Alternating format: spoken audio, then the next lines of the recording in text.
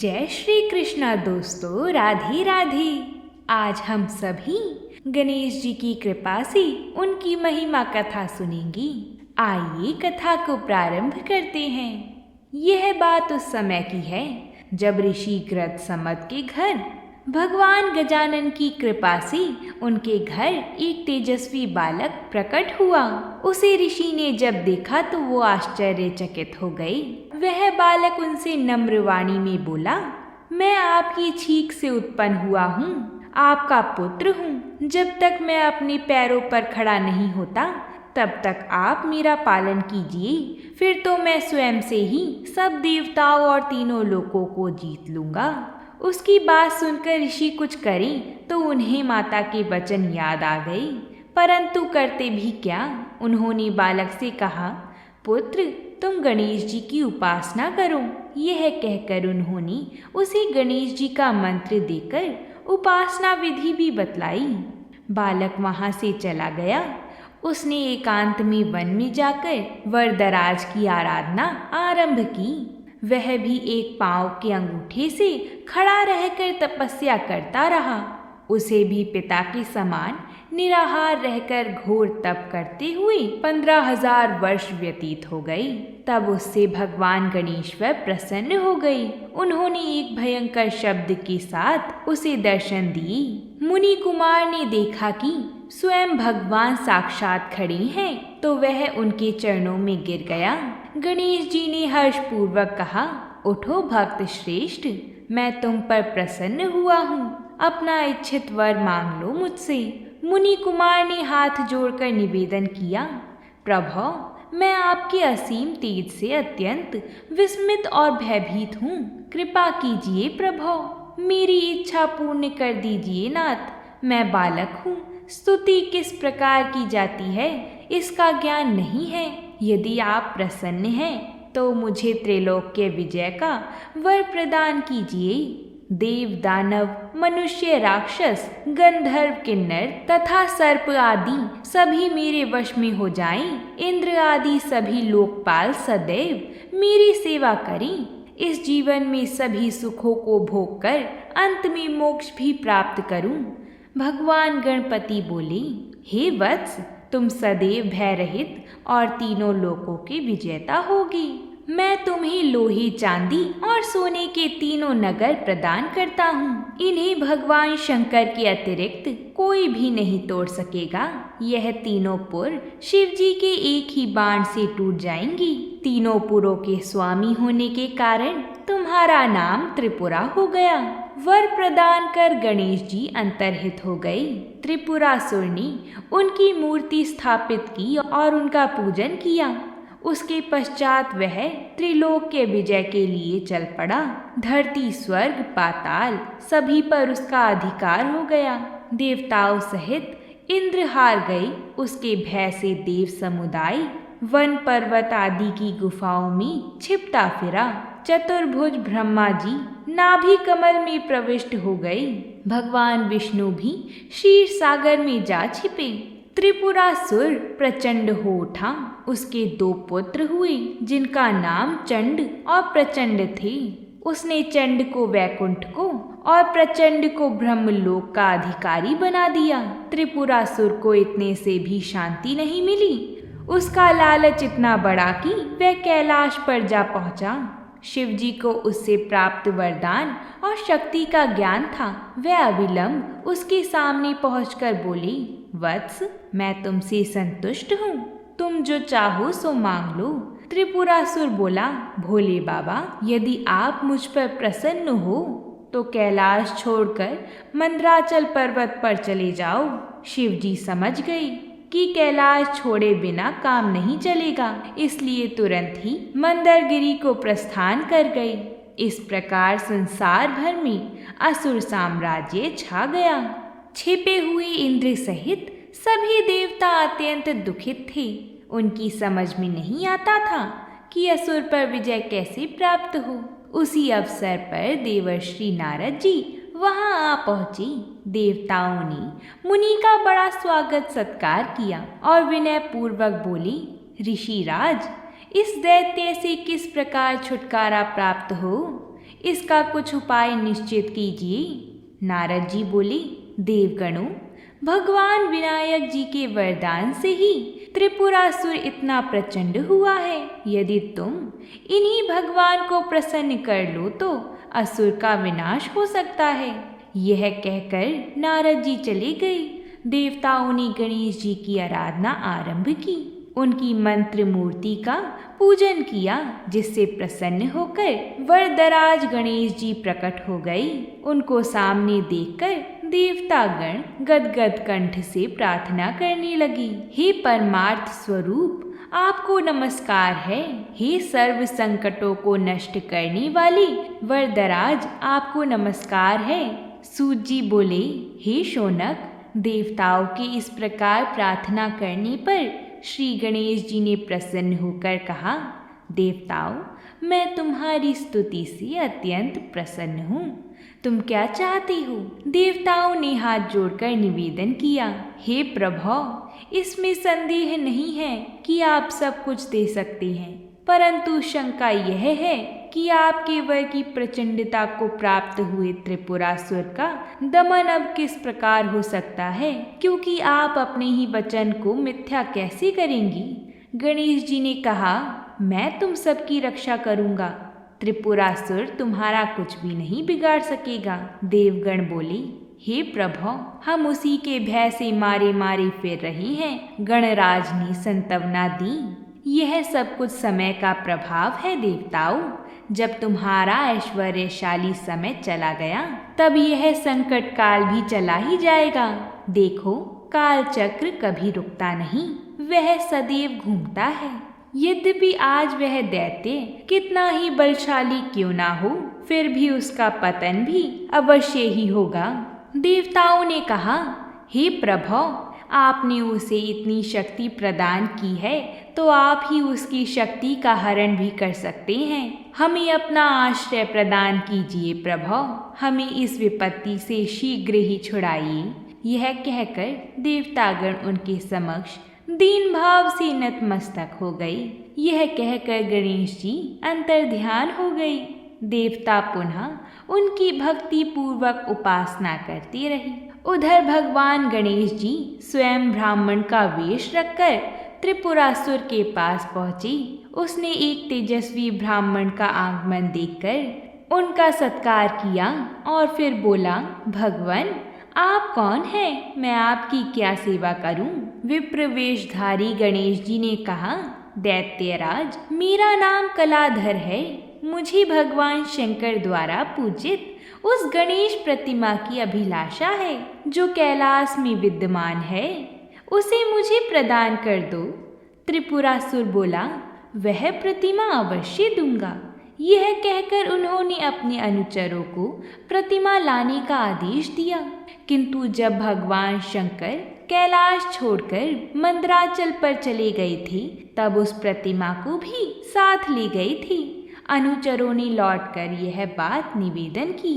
त्रिपुरासुर ने प्रतिमा भगवान शंकर से लाकर देने को कहा और ब्राह्मण रूपधारी गणपति को अनेक रत्न आभूषण, सुरभि, गौ, घोड़े, हाथी, रथ आदि प्रदान किए। दैत्यराज का आदेश पाकर भगवान शंकर के पास दूत पहुँचे। उन्होंने उनसे गणेश प्रतिमा को देने को कहा।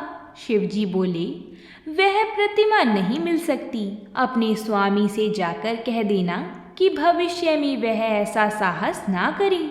दूत बोला, प्रतिमा तो आपको देनी ही होगी। मेरे स्वामी का आदेश ना मानने की किसमें शक्ति है? भलाई इसी में है कि प्रतिमा तुरंत दे दो। शिवजी कुपित हो गए, बोले, जाता है या नहीं? अधिक वार्तालाप करेगा तो अभी भस्म हो जाएगा। शिवजी को क्रोधित देखकर दूत अपने प्राण लेकर भागा और उसने त्रिपुरासुर के पास जाकर सब बात बताई। दैत्यराज ने आदेश दिया, मंदरगिरी पर आक्रमण करो और उस भस्मधारी को मार डालो। फिर क्या था, दैत्य की सेना ने एकत्र होकर आक्रमण कर दिया। उधर देवताओं को पता चला तो वह भी एकत्रित होकर भगवान शंकर की सहायता के लिए आ पहुंचे। इसके बाद घोर संग्राम छिड़ गया।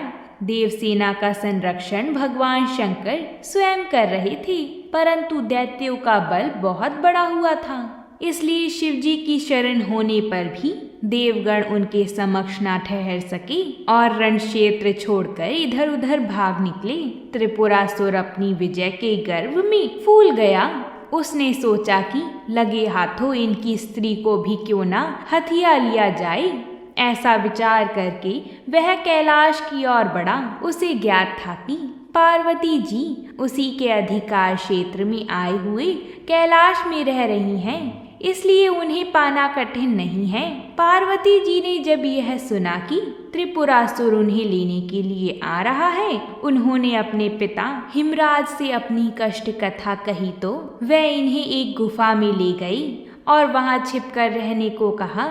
जब पार्वती जी ना मिली तो त्रिपुरासुर उनकी खोज करने लगा, जिससे हिमनंदिनी तो ना मिली, किंतु भगवान चिंतामणि की शुभ प्रतिमा अवश्य प्राप्त हो गई। उस दुर्लभ गणपति मूर्ति को लेकर अपने नगर की ओर चल दिया। मार्ग में त्रिपुरासुर ने देखा कि साथ साथ अनेक बंदीजन श्री गणेश जी का गुणगान करते चल रही हैं। तभी सहसा वह मंगल मूर्ति उनके हाथ से छूटकर अदृश्य हो गई। मूर्ति के अंतर ध्यान होते ही बंदीजन भी अदृश्य हो गए थे। त्रिपुरासुर को बड़ी निराशा हुई। पाई हुई अमूल्य मूर्ति हाथ से निकल गई। उधर भगवान शंकर भी असुर के अत्यंत प्रबल सिद्धि होने के कारण चिंतित थे कि उस महाबली दैत्य का दमन किस प्रकार किया जाए। वह इस चिंता में मग्न थे ही कि नारद जी आ पहुंचे। शिव जी ने उनका समय उचित सत्कार कर आसन दिया। वार्तालाप आरंभ हुआ। देवाधिदेव महादेव ने उन्हें बताया, देवर्षि आप इस समय अच्छे आए हैं। मैं समझता हूँ कि अब वर्तमान समस्या का समाधान सहज ही हो जाएगा। देखो त्रिपुरासुर कितना प्रबल हो गया है कि कोई भी महाबली उसके समक्ष टिक ही नहीं पाता। उसकी साम्राज्य लालसा तो बढ़ी हुई ही थी। अब तो वह स्त्री, धन, आजीविका के साधन तथा उपासना की माध्यमों को भी हथिया लेना चाहता है। बेचारे देवताओं की तो सामर्थ्य ही क्या, उस दैत्य ने तो मेरे भी सब अस्त्र निष्फल कर दिए हैं। उस पर किसी भी व्यक्ति और अमोघ अस्त्र का प्रभाव नहीं हुआ। नारद जी ने आश्चर्य से कहा, प्रभो आप यह क्या कह रही हैं? आपके अमोघ अस्त्र और निष्फल हो जाएं? यह कभी संभव नहीं है। मैं तो समझता हूँ कि आप अपनी शक्ति को भूल गए हैं, अथवा यह सब आपकी ही लीला है। लोक के कल्याण हेतु प्राणियों को सचेत करने के लिए आप ही यह सब कर रही हैं। शिव जी बोले, देव ऋषि, संसार में जहाँ जो कुछ भी हुआ, होता या हो रहा है, वह सभी कुछ लीला मात्र है, किंतु उस लीला में भी कुछ विशेषता उपस्थित हो जाती हैं। तब उसका उपाय भी करना होता है। असुर की प्रबलता और देवताओं का अपकृष्ट अवश्य ही विचारणीय है। देवर्षि ने कुछ विचार कर कहा, हे सर्वेश्वर, हे सर्वज्ञ, हे देवाधिदेव महादेव, आपसे कौन सा उपाय छिपा है? फिर भी आप पूछते हैं तो बताता हूँ। आपने युद्ध के आरंभ में विघ्नेश्वर का पूजन नहीं किया, इसलिए पराजय का मुख देखना पड़ा। अब आप उनकी पूजा करके युद्ध में तत्पर हों तो आपकी विजय अवश्य ही होगी। विघ्नेश्वर, शिव जी ने कहा, वह तो मेरा पुत्र है। देवर्षि, उसे तो कर्तव्यवश ही मेरी सहायता करनी चाहिए। नारद जी ने मुस्कुराहट के साथ कहा, पुत्र यदि रूठ जाए तो उसे भी मनाना होता है। फिर उस स्थिति में तो तपस्या और भी उलझ जाती है। जब शत्रु पुत्र से बल पाकर ही पिता पर आक्रमण करे। शिव जी के हृदय को एक झटका लगा। तुरंत ही पूछ बैठी, तो क्या गणेश ने ही असुर को इस आक्रमण के लिए प्रेरित किया है? मैं तुम्हारी बात नहीं समझा, मुझे बताओ। नारद जी बोले, आपके पुत्र गणेश जी से वरदान पाकर ही त्रिपुरासुर अजय हो गया है। अब स्थिति यह तक आ पहुंची है कि आप सर्वेश्वर को भी तुच्छ समझने लगा है। इस स्थिति में निपटने के लिए आपको भी अपने पुत्र का पूजन करना होगा। शिव जी ने कहा, तो अवश्य करूँगा देवर्षि। मैं अभी से उनका पूजन आरंभ करता हूँ। नारद जी चले गए। भगवान शंकर जी ने दंडकवन में जाकर कठोर तप आरंभ किया। धीरे धीरे 100 दिव्य वर्ष व्यतीत हो गए। तप करने में ही शिव जी को जम्हाई आ गई। तभी शिव जी के मुख से एक तेजोमयी पुरुष का आविर्भाव हो गया। उनके 5 मुख, 10 भुजाएं, ललाट पर चंद्रमा था। उनकी देह कांति भी चंद्रमा के ही समान थी।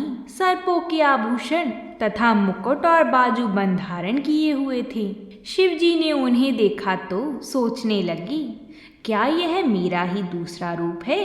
तब गणेश जी ने उनके मन की बात जान ली और वह बोले, प्रभु, आप जो समझ रही हैं, मैं वही आदि देव विनायक हूँ। मेरे यथार्थ रूप को देवता, ऋषिगण तथा ब्रह्मा जी भी नहीं जानते। वेद, उपनिषद, षट शास्त्र कोई भी मेरे रूप को, वास्तविक रूप को कहने में समर्थ नहीं है। मैं आपकी कामना पूर्ण करने के लिए यहाँ पर इस समय प्रकट हुआ हूँ। अंततः आप जो चाहें मुझसे मांग लें। शिव जी ने कहा, हे वरदराज, त्रिपुरासुर को नष्ट करने का शीघ्र ही उपाय कीजिए, अन्यथा यह समस्त सृष्टि नष्ट हो जाएगी। गणेश जी बोले, आप मेरे बीज मंत्र का उच्चारण करते हुए शस्त्र संधान करेंगे तो अवश्य ही विजय प्राप्त होगी। मैं आपके द्वारा स्मरण करते ही आपके पास आकर कार्य पूर्ण करूँगा। मेरा बीज मंत्र गण है। इसके उच्चारण के साथ बाण छोड़ते ही त्रिपुरासुर के पुर ध्वस्त हो जाएंगी। यह कहकर गणेश जी तुरंत अंतर्हित हो गए। उसके बाद शिव जी ने उनका भक्ति भाव से पूजन किया। इसके पश्चात शिव जी ने देव सेना एकत्र की और त्रिपुरासुर की राजधानी की ओर चल दिए। गणेश जी का स्मरण करते हुए उन्होंने देखा कि विघ्ननाशन भगवान वीर वेश में स्वयं आगे आगे चल रहे हैं। असुर जानता था कि मेरा कोई कुछ नहीं बिगाड़ सकता, फिर भी उसने सुरक्षा का बड़ा प्रबंध किया। शिव जी ने गणेश जी के द्वारा बताई हुई विधि से गण बीज मंत्र का उच्चारण करते हुए शस्त्र संधान किया और एक ही बाण से त्रिपुरासुर के पुरों को ध्वस्त कर दिया। उस समय भगवती पार्वती जी भी अपने प्राण वल्लभ की विजय कामना करती हुई गणपति पूजन में लगी थीं। युद्ध में शिव जी की विजय हुई और त्रिपुरासुर मारा गया। देवसेना द्वारा भगवान त्रिपुरारी की जय के साथ ही गजानन भगवान की जय बोली जाने लगी। बोलिए गजानन भगवान की जय हो। तो आप सभी को ये कथा कैसी लगी हमें कमेंट बॉक्स में लिखकर ज़रूर बताइएगा। हमें आपके कमेंट पढ़कर बहुत ही प्रसन्नता होती है। अगर आप सभी को हमारी कथा अच्छी लगती है तो वीडियो को लाइक ज़रूर कर दिया करें, क्योंकि एक वीडियो बनाने में बहुत मेहनत लगती है, लेकिन जब आप उसे देखकर वीडियो को लाइक और कमेंट भी नहीं करते, साथ ही चैनल को सब्सक्राइब भी नहीं करते, तो हमें बहुत ही बुरा लगता है। तो प्रेम से बोलिए जय श्री कृष्णा।